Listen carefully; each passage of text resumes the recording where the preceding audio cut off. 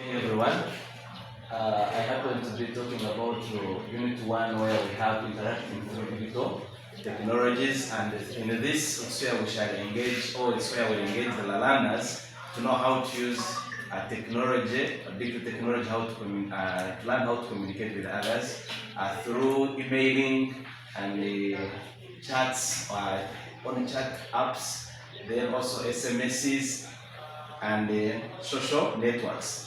And in this, I will need the competence number one. It is to make these learners learn how to use internet and also have the practical skills on how to use digital technologies. Then in that, I will also need my learners also know the processes of digital communication, where we shall have different aspects such as the sender and the receiver, where we shall have the message, and then where we shall also have the code.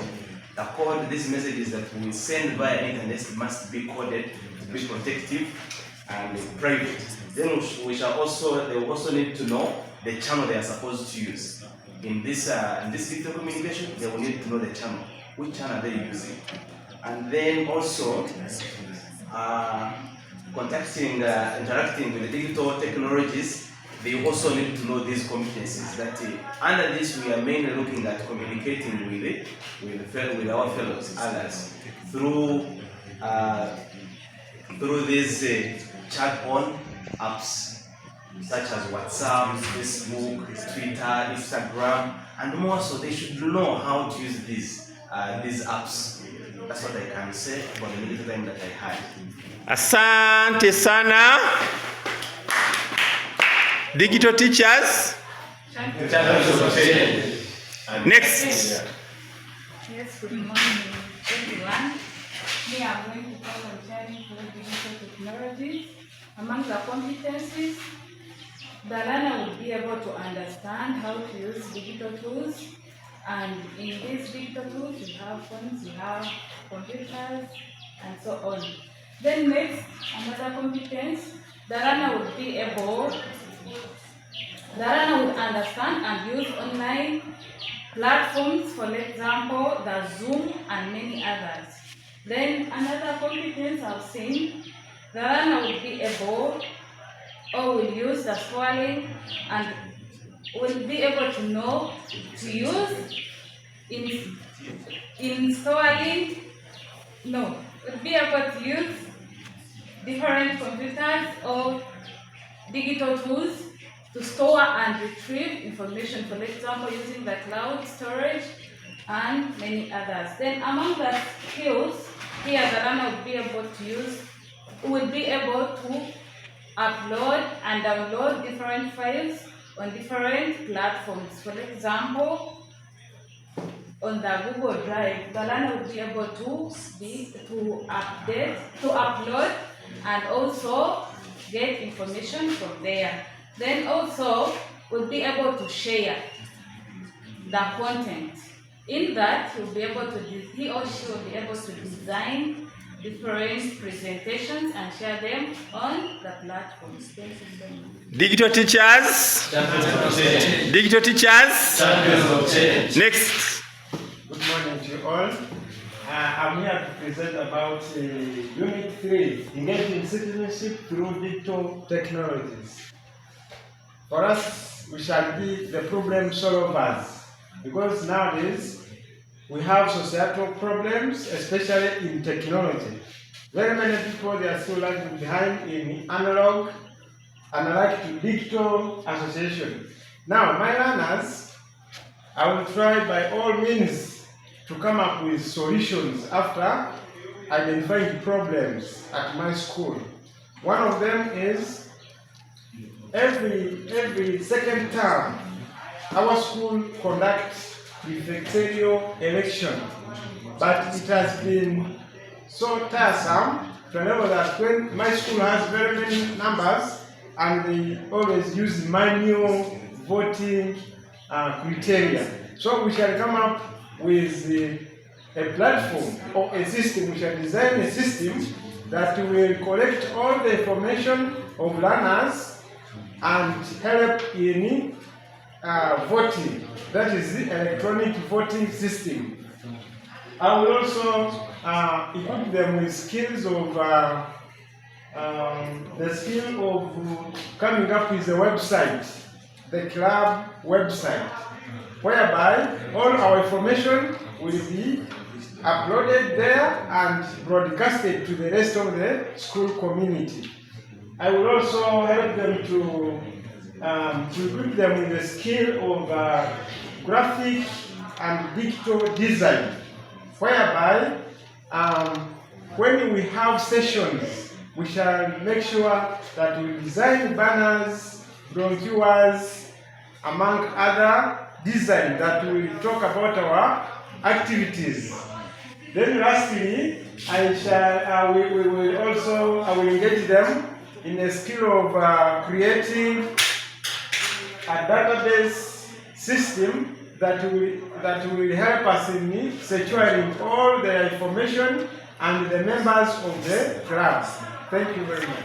Digital teachers. Champions of change. Digital teachers. Champions of change. Next. Champions of change. And that's who we are. Yay. Next time we're going to reverse.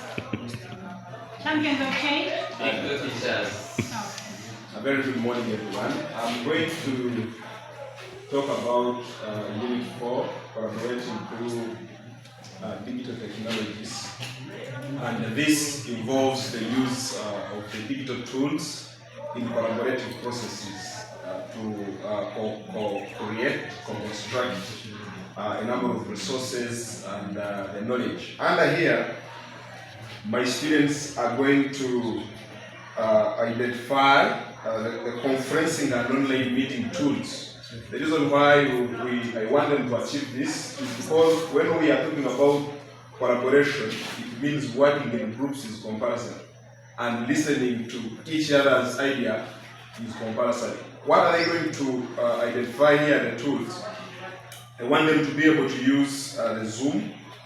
I want them to be able to use the Google Meet, and I want them to be able to use the Skype, because they want to collaborate using these digital tools. So they have to be equipped with the knowledge and skills to use these conferencing and online meeting platforms, such that they be able to get opinions from each other. Then they will also get a skill of sharing documents, the photos and others, because they will be able to compare and contrast the content that they come up with in order to collaborate and come up with what can be useful to them. Then I want them also to test their opinion, because each of them is bringing his or her own opinion. So I want them to learn how to use the Google Forms, especially when they are bringing opinions about a certain topic. Thank you. Champions of change. Digital teachers. Champions of change. Digital teachers. Next. Good morning. Yes, for me, I'm going to talk about the Netiquette unit, where I'm going to deliver the outcomes, the learning outcomes. After teaching a learner this, what should we expect the learner to go with? First of all, we have the Netiquette. In simple terms, it means the code of conduct while communicating online. That is its meaning. So the first learning outcome is that the learner should understand the impact of online communication. Here we mean, if someone is online or is communicating online, and he or she uses what we call, in simple terms, the emojis. If he uses a face of a certain image, is another person able to understand, or what is its impact on him as the receiver of that message? And the next is applying. The learner should be able to apply the behaviors while communicating online. How? While communicating online, you should be able, or you should know that you should use the appropriate language. The learner should be able to develop what we call the communication skills.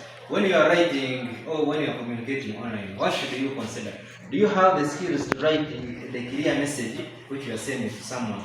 Do you have the skills to write correct spellings? Do you have the skills to write or to give out the correct symbols while referring to something? That's how the learner should come up with. Then what I can call the last is that the learner should be able to address the negativity on online communication behaviors. If you are chatting with someone, or maybe on WhatsApp or internet, and he or she has used the abusive language or has used the abusive symbols like the emojis, how can you respond to that? So the learner should be able even to interpret that person, should not act in the same way that person has acted. So in regard to this, the learner will come up with those skills that whenever he communicates with someone on internet and the other person has abused it, the learner should not respond the same way the other has used it. Asante sana. Okay, next. Okay, thank you so much. My name is Alan, and here I'm tackling digital emotional intelligence. Here I think students should be able to understand that we are emotional beings, and how we feel can really affect how our participation in the digital world. And here our learners should be able to know that our participation on social media platforms or digital platforms can either way bring people together, or in any way, if used wrong, let's say using abusive language, can in return destroy our relationships with people. Here I've also looked at how people can communicate to each other through digital skills is key. How? Like we have communication styles. Yes, however much we need to communicate to each other on how we feel, or according to our needs, we need to consider the way we do what we communicate. So the first of all, we have those people who communicate aggressively. So that is aggressive behavior. So those people, they are characterized of communicating loudly, or even in a way of giving commands. So here these people be communicating what they want loudly, or in a way that they need to be, they are like giving commands, and that can actually affect how people perceive these people and how they are uttering out their needs. So another one is, it can be passive aggressive. Here people can be using body language to communicate to others.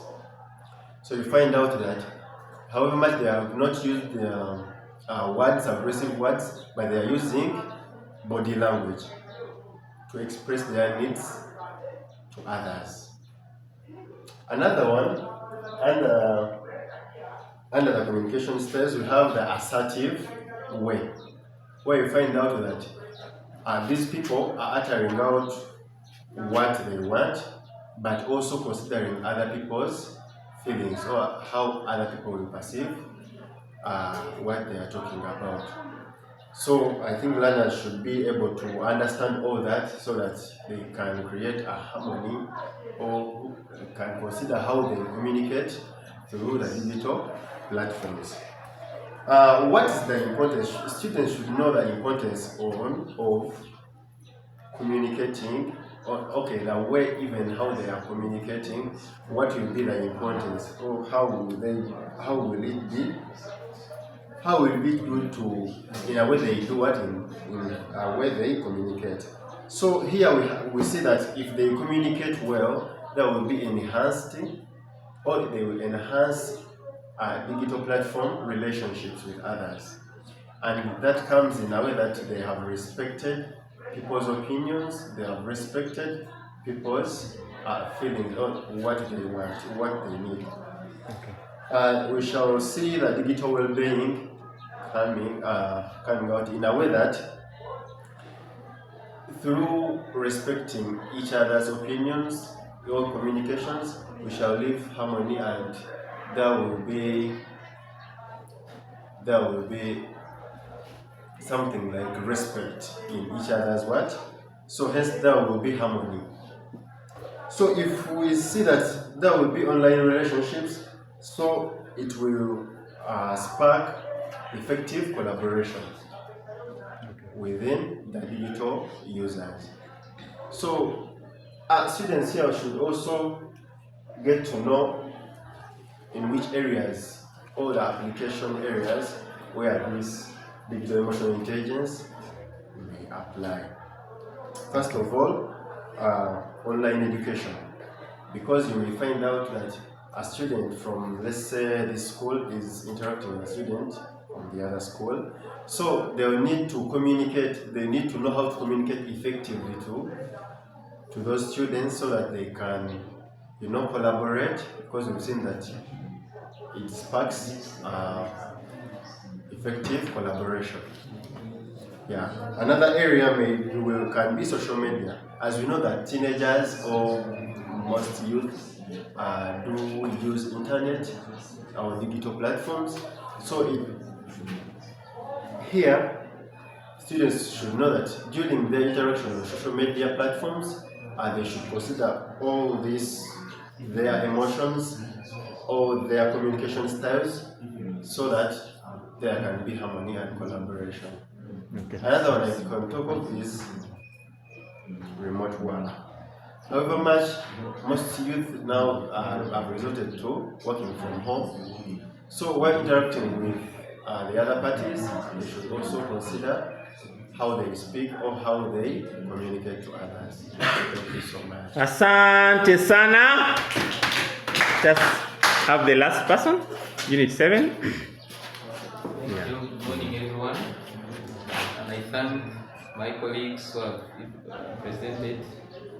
Me, as a patron of digital skills in my school, under Unit 7, managing digital identity. Now, we all know what identity is. It's what you are. But when we add in the word digital, meaning you're going in technology and online. So, what is your identity? On WhatsApp, what's your identity? On what email, what's your identity? On any website that you are visiting. Here, I expect learners to become aware of information they leave online. What do they leave online when they visit certain websites? This is identifying oneself online. For example, the username. I understand you all know that when you're visiting the website, they ask you the username, the password, the year of birth, and other information that is about yourself. Here, things are digitalized, so meaning we have to have the usernames to identify ourselves. But what have you written there? Now, for example, at our school, there is a learner, he likes music. Then he came that I create for him an email address. He gave me kingofevil at Gmail. kingofevil@gmail.com. Now I told him, who will follow this one? Or will send you a message? Because you're identifying yourself as a what? As an evil. So of which it is not good. So meaning we have to mind about the names we give ourselves online. Now,